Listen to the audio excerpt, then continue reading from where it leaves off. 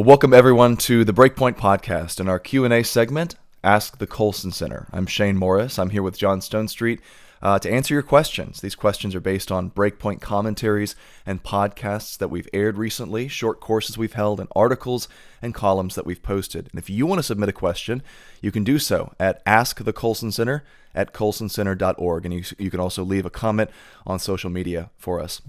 John, as you might imagine, with the events of this week, the continuing political turmoil and rising temperature, and a particular event that went down in Washington, D.C., we've gotten a lot of questions and comments from readers and listeners about it, wanting to know what does a Christian make of this sort of thing? Because this particular event is called the Jericho March, based around the claim that the election was stolen from Donald Trump.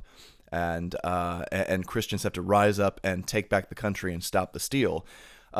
Invoked a lot of Christian language. There was a lot of imagery that looked biblical, a lot of confident assertions of God being on a particular political side with a particular political agenda here. So what do we make of that? Because we can't ignore it. We're just getting asked about it too much. Well, I tell you what's encouraging to me, Shane, this week is the number of questions we had come in and how good they were about all kinds of issues, not just the Jericho. Well, now because that's half the answer, or that's half of the thing that I want to point out to everyone is that for most of our lives, even at times like this, when it's so loud and there's a lot at stake, certainly, and we've seen some pretty dramatic directions and divisions between the various parties when they're in charge, still, it's true that most of our lives happen in pre-political places, where what happens in D.C. is not nearly as important as what happens in our living room, what happens in our sanctuaries, what happens in the way that we engage our neighbors and take care of our communities and the things that we're involved in. And when I'm looking through this list of questions that we got, and we're just getting such great questions from our listeners, and I'm so honored by this. We're at the end of 2020 here. We're heading into a new year. I hate to even say 2020 has been a crazy year. It's like the most trite thing you can possibly say because everyone's finding new, saying it a million times. In these challenging times. Insert commercial for whatever. Yeah, that's right. But to have these reminders, that somebody posted a really good article. This week, 2020 was the worst year in history, unless you lived during any of these other times, right? And it's important to realize that. None of that's to say it hasn't been a terrible year, right? I've got a friend right now who's, in the third week. No, I think we're 4 weeks into fighting COVID, and I mean fighting it.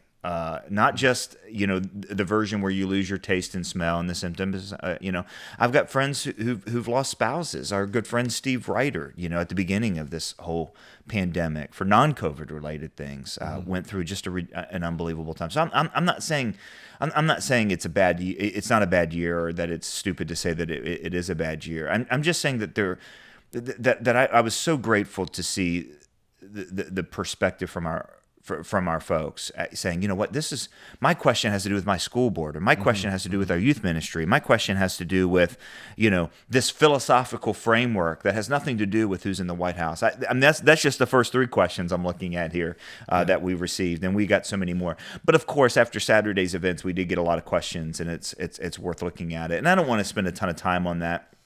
Other than to say that the ends, the temptation politically is always that the ends justify the means. That because the ends, there's so much at stake, then however we get there is justified.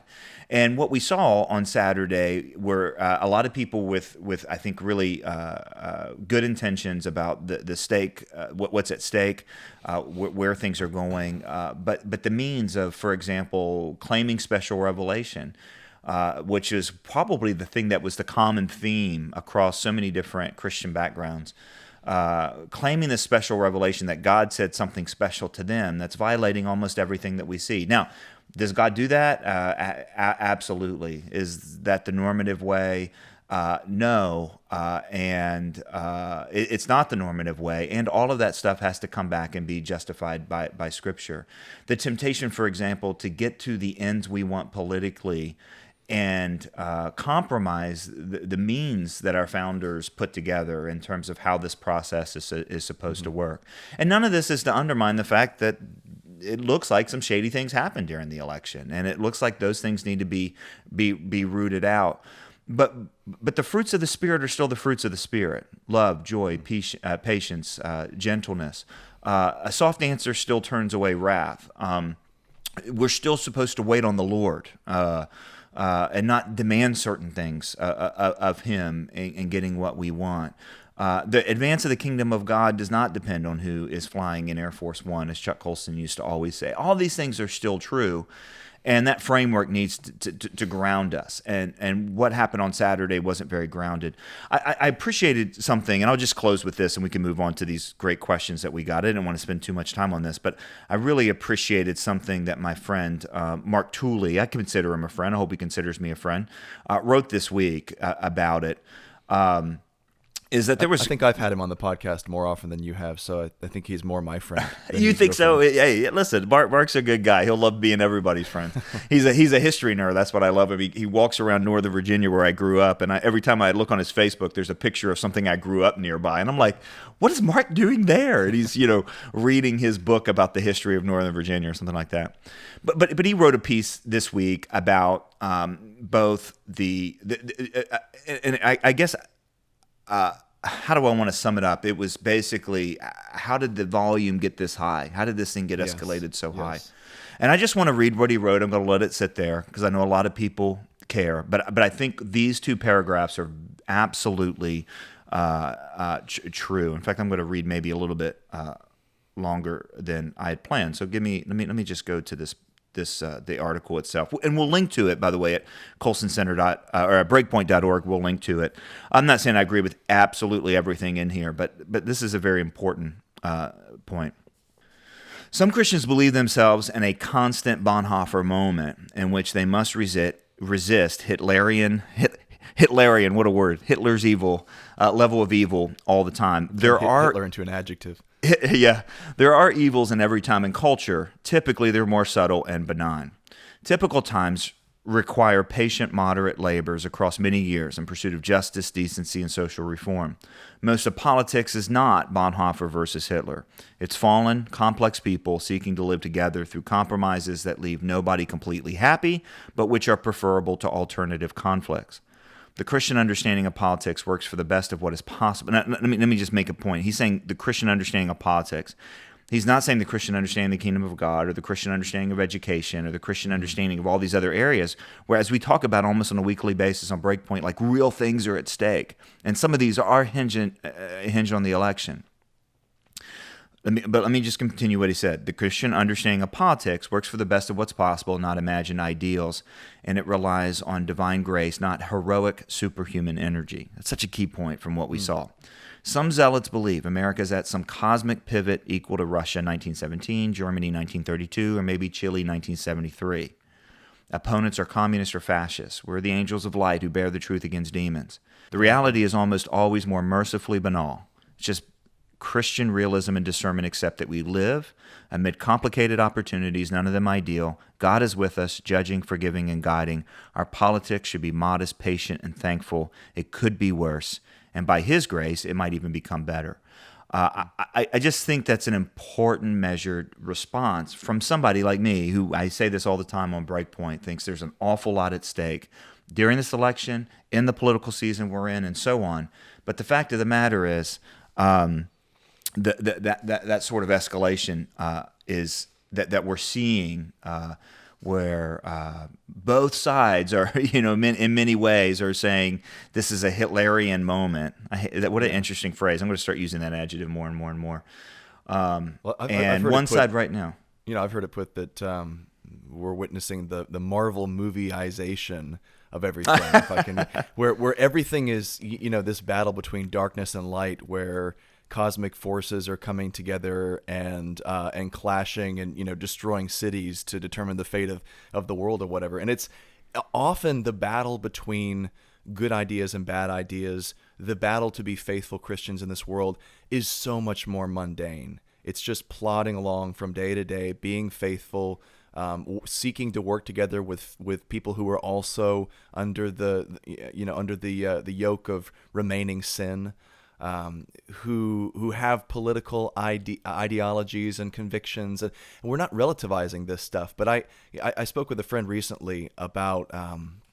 He was trying to get someone else to kind of come down from the cliff of this way of thinking, where he'd actually been in an abortion clinic, and there were some hecklers who were screaming profanities at them and stuff. And obviously, we think that this is like one of the core moral issues of our society. And this friend of his said, "Oh, these people were like inhuman. They were acting like orcs, you know." And my friend kind of pushed back and said, "Well, hang on a second. Put yourself in their shoes and just try to see things from their perspective, okay? Yes, we think they're wrong, but there's a chain of thoughts that led them to that point, to that place of passion, that sort of aggression against, where they view you as the inhuman orc. You know, they view you as the monster. If you guys could actually talk a little bit, I think you'd find that things aren't quite as simple as you thought they were, and things may not be as much a Marvel battle between a superhero and a supervillain as you think they are." I think one thing we could learn from the Marvel, Sure, from the Marvel movies about doing it this way, is that even on the cause of the good, a whole lot of stuff gets broken. Yeah, and when especially you're if facing the Hulk is involved. Right. If you're facing Thanos, I mean, we're such nerds, so this is an unbelievably nerdy part of the episode. It's okay. You'll do a football analogy later, and we'll be square. I'll redeem ourselves. Yeah, right.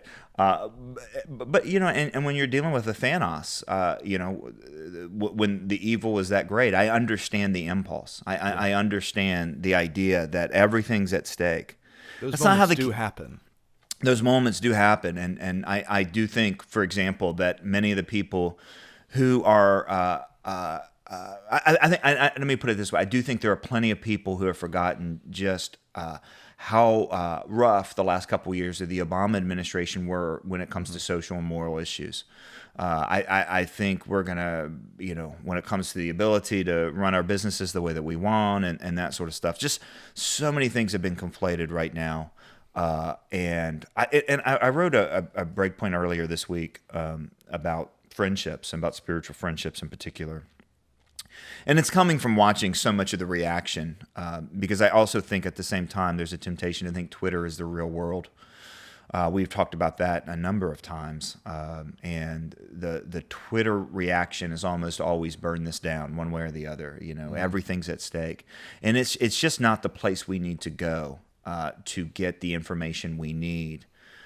To really understand what's happening. But listen, we've got such great questions. Let's move on to some of these great questions. You started out with saying that we weren't going to spend 10 minutes on that question, and did we spend 10 minutes on that? Exactly, a little more than 10 minutes actually. Did we really? Let's move on to one of the best questions, honestly, that we've gotten since we started this program. Are we giving out awards now? That's pretty good. This comes from a mom. I was extremely impressed with this one, and it deserves a good answer. So I hope you've got something, John. She writes us, "Dear John and Shane, I need your help understanding this idea of inclusion.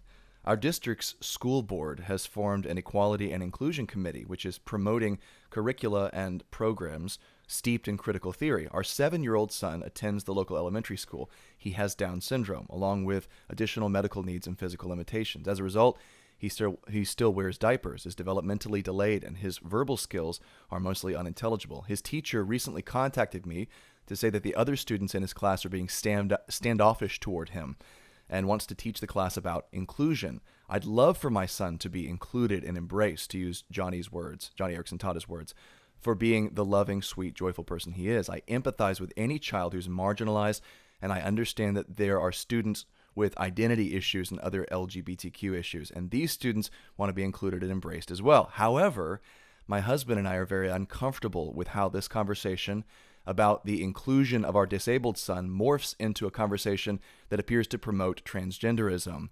And aren't there important distinctions here? Am I being unkind or selfish for not wanting my son's situation used to proactively teach kids about inclusion of transgender students, especially when it's doubtful that there even are such first grade students? Please help me think through this from a Christian worldview.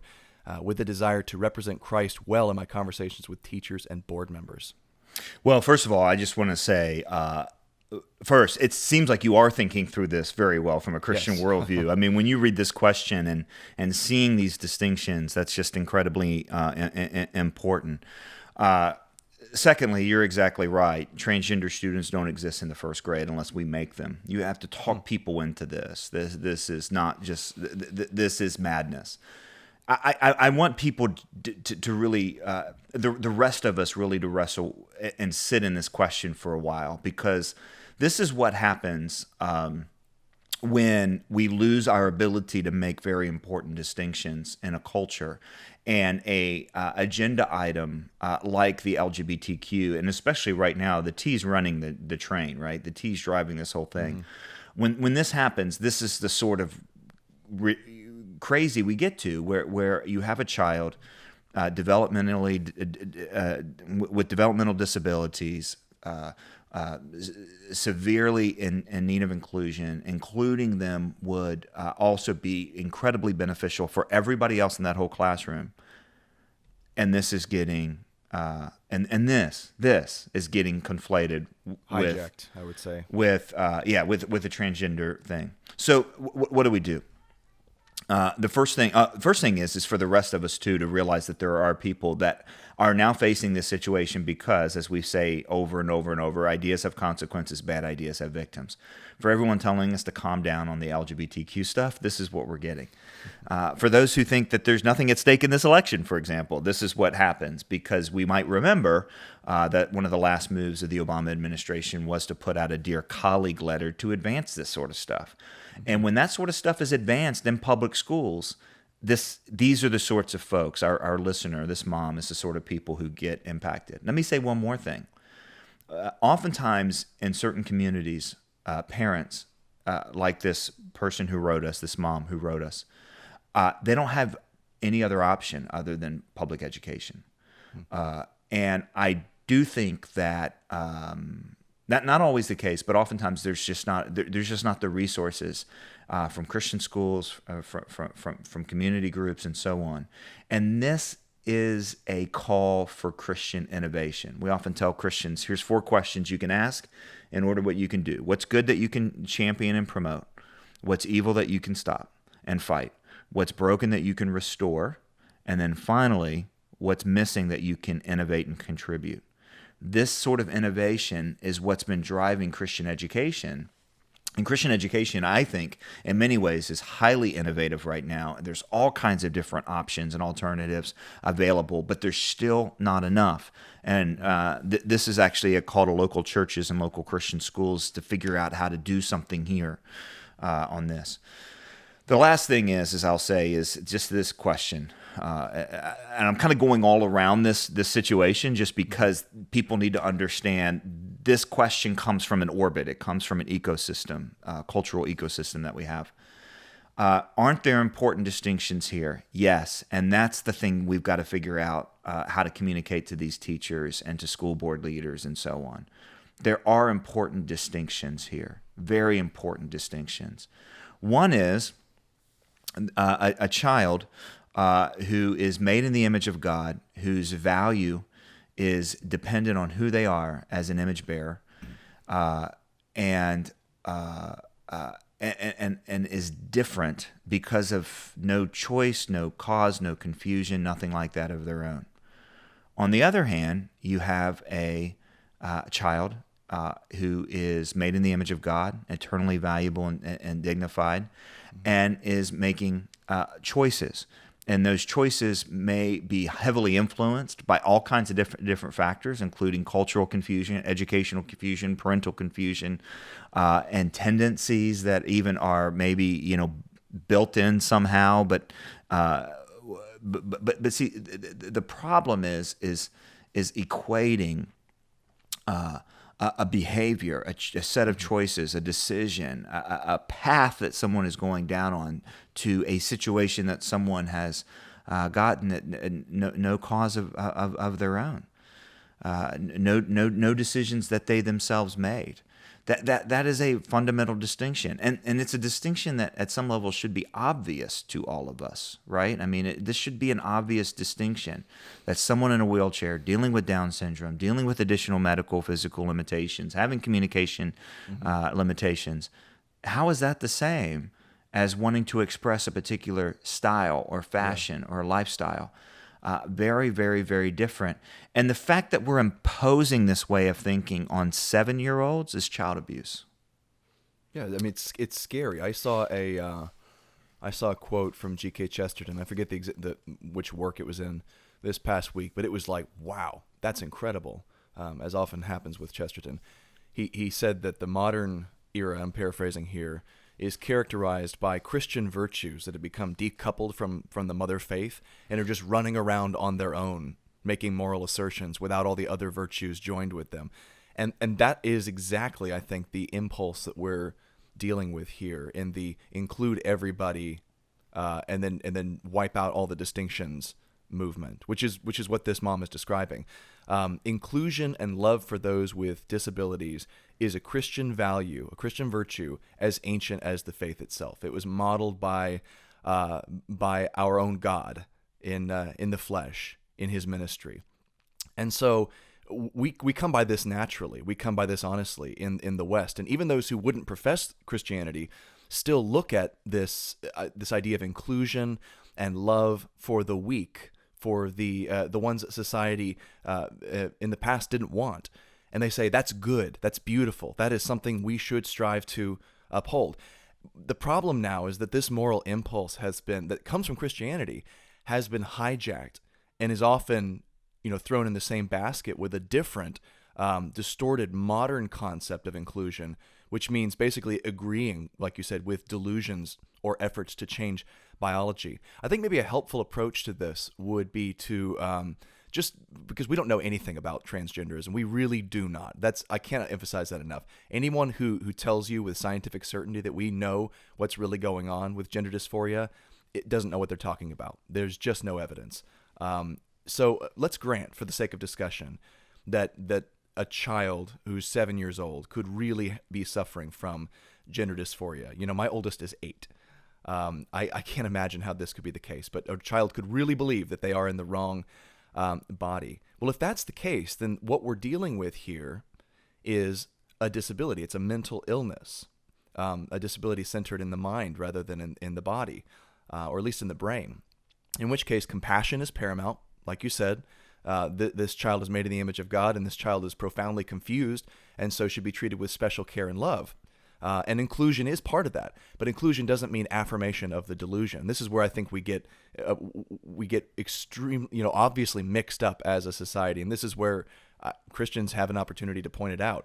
When any other time, when a person's mental state does not accord with the state of their body, let's say anorexia, right? I believe that I'm overweight, but I'm actually starving myself to death.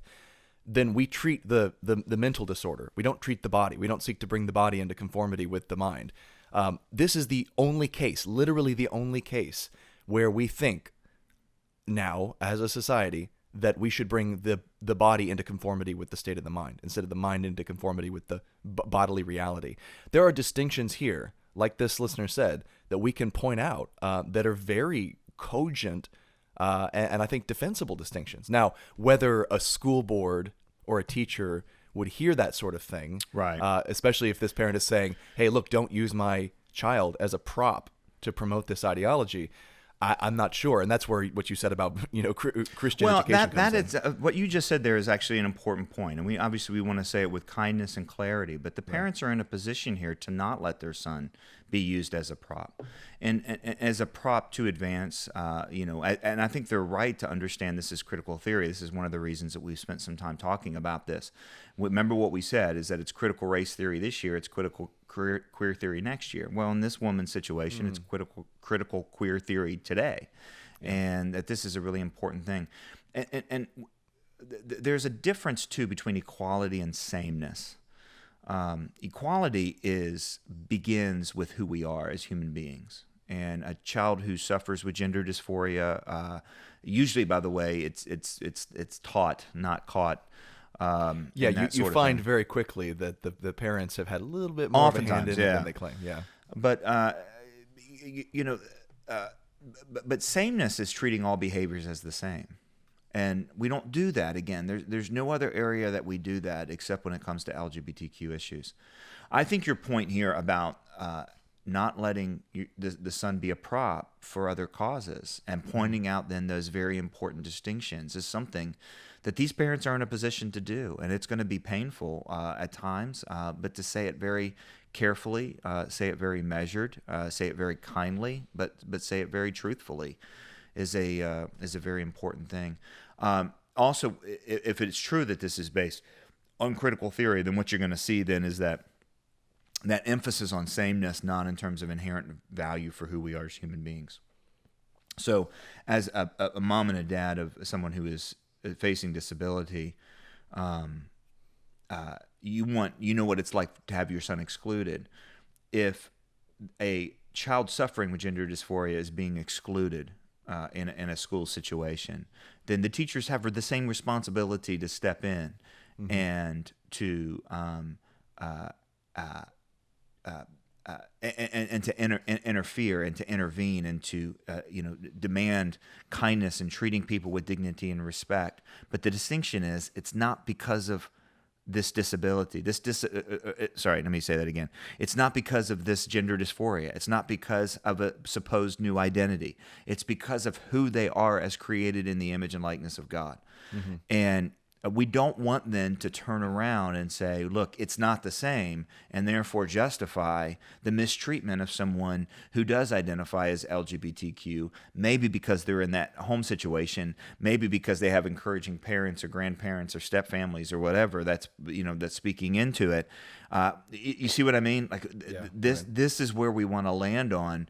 Is what gives people value is that they're made in the image and likeness of God, nothing on the outside. The push to inclusion, which is based, by the way, on this idea of critical theory as a worldview, is that our dignity and value comes from what's on the outside, how we behave, what we look like, what our skin color is, something like that, as opposed to this dignity up front. And unfortunately, sometimes Christians, when they're fighting against this very bad idea, punt back to explanations or maybe behavior that justifies the mistreatment of anybody. We don't want to go there either, right? Does that make sense? We start with what makes people valuable, and what makes this young man with Down syndrome beautiful and valued and cherished is that he's made in the image and likeness of God.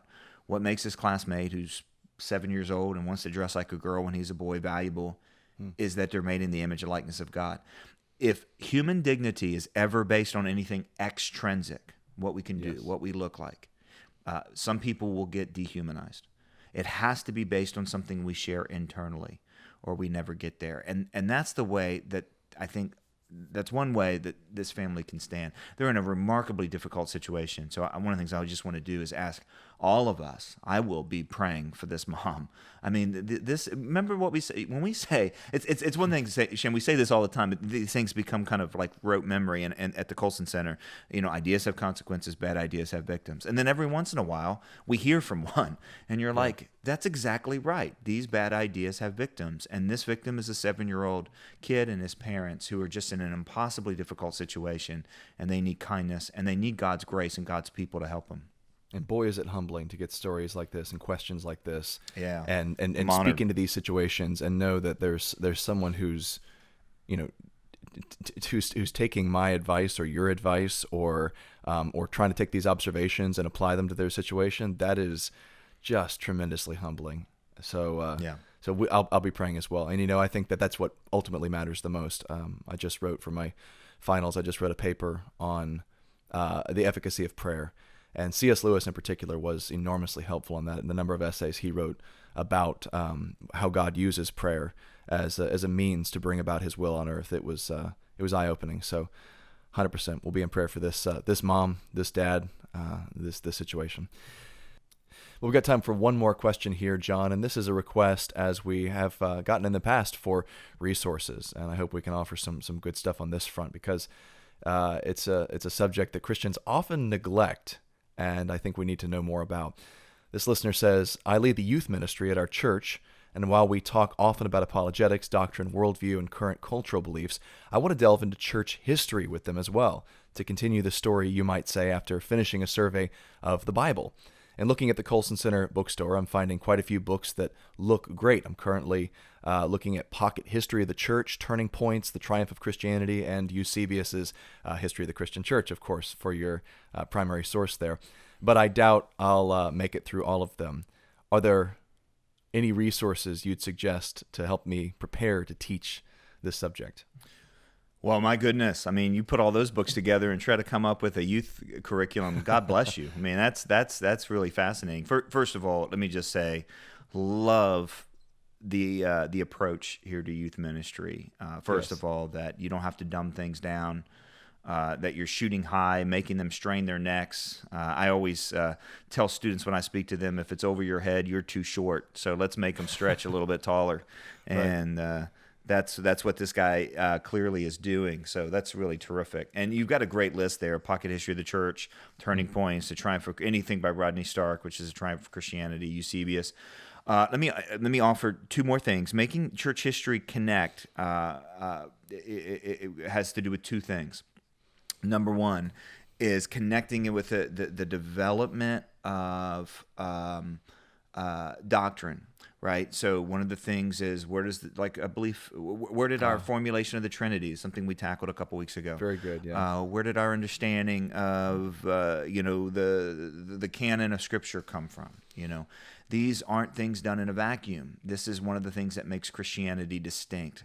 So the why of church history is really important. It has to do with the formulation of doctrine. It also has to do with, and this is really important, Christianity is a historical religion. We talk about this a few times. In fact, there's a couple places on BreakPoint we've really nailed this down. So we'll try to find those and link those on the show notes.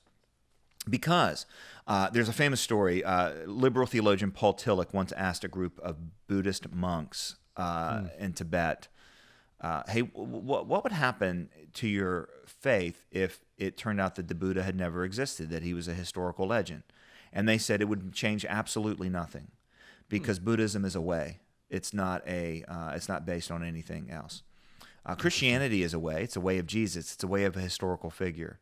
But it's very clear throughout Scripture that if these things did not happen in history, Paul says the resurrection did not happen in history, we're without hope. And so we need to connect that. And it's not just that the resurrection is historical, therefore it matters. It's that the entire way that God interacts with his created order is historically real.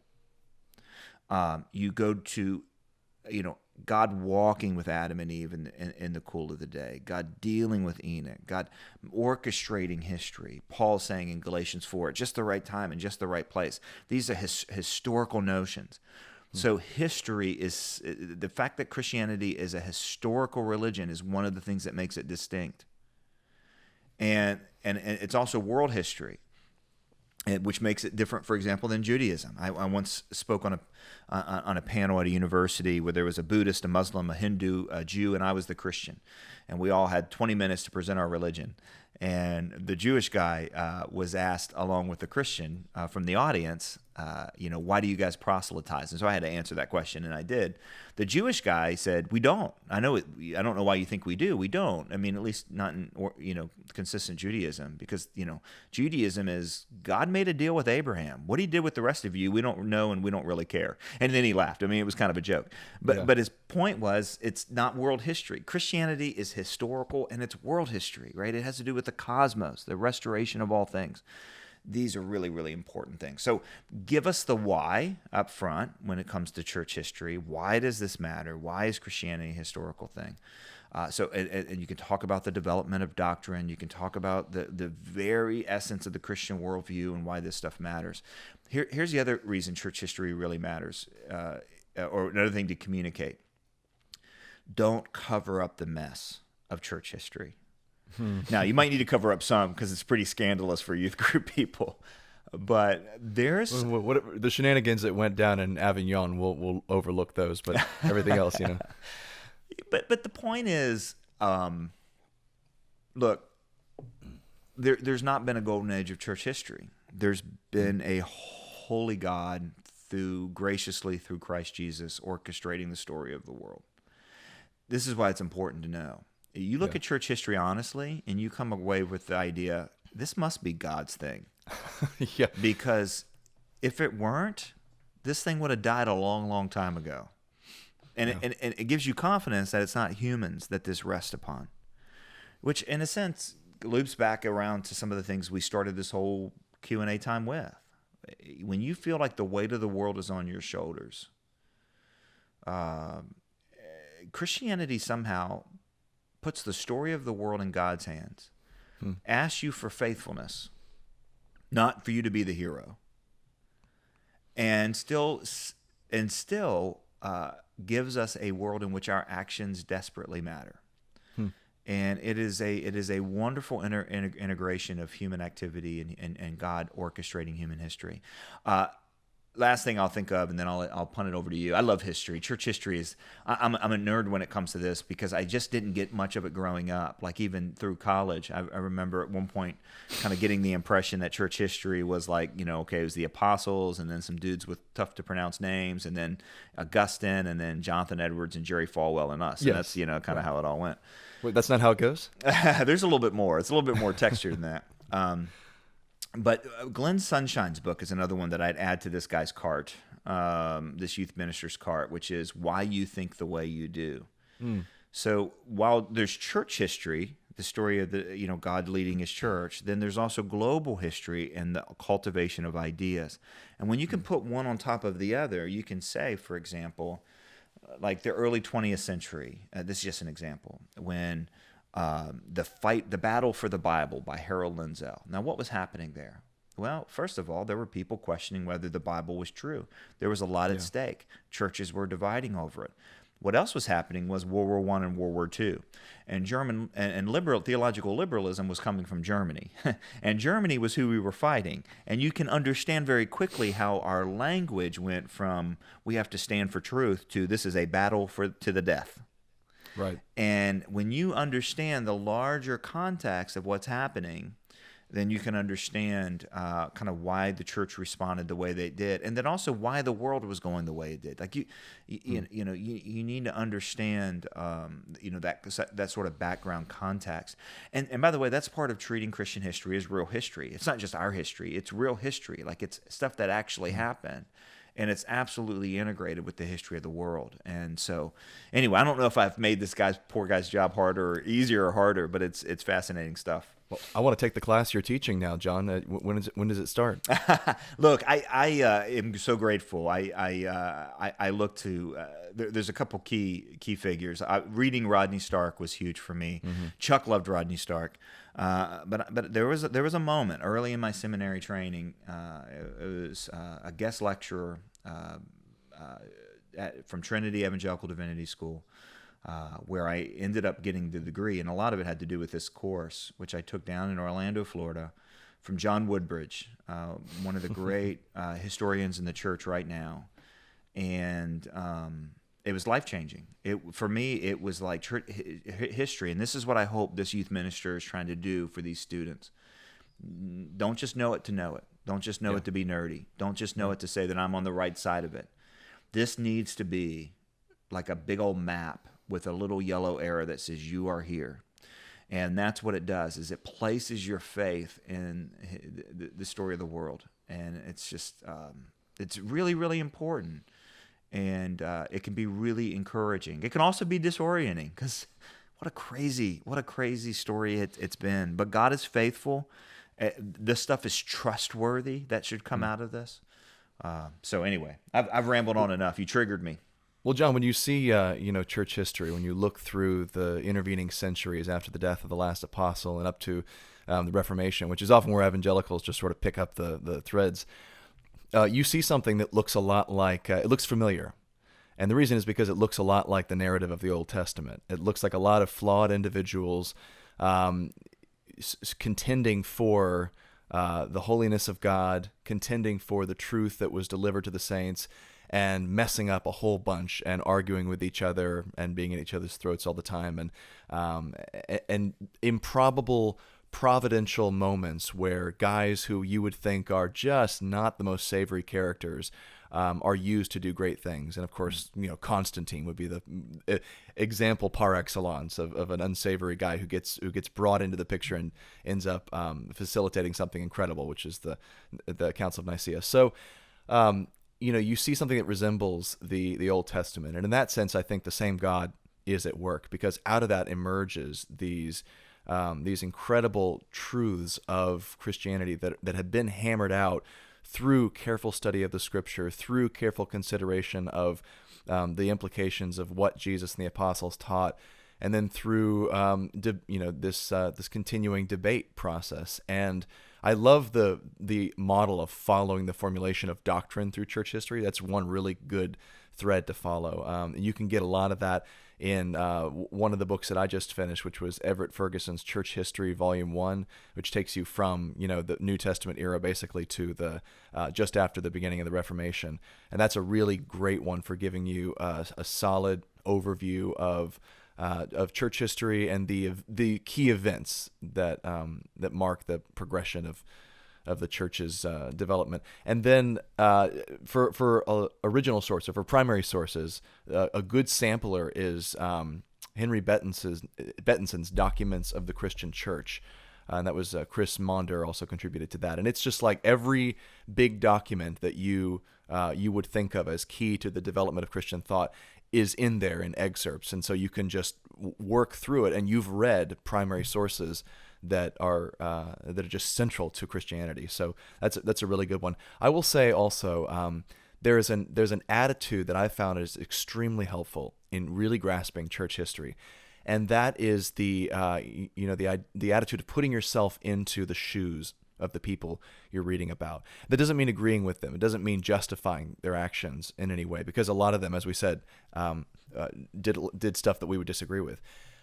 Nevertheless, I think it's important, as C.S. Lewis said in his essay on the reading of old books, to let the clean sea breeze of the centuries run through your mind and challenge your own biases, your own assumptions, your own inherited ideas, and you will find that